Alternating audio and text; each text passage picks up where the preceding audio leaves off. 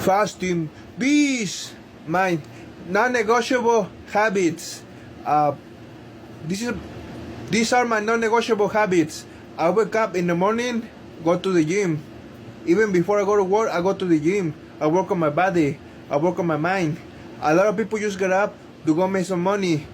I get up for a self-development, a personal development. So I wake up in the morning, I go to the gym. I don't listen to no music. I listen to a podcast from Wes Watson, Lou Belmar, or any other person that I want to be in the position with.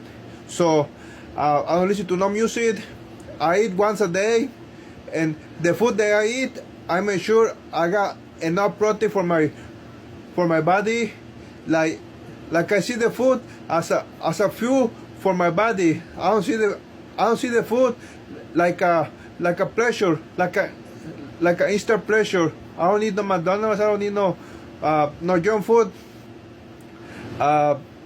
So I eat once a day, and I keep my word to myself. So my word is more valuable than the money.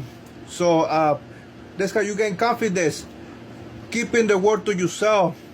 So those are my non-negotiable habits.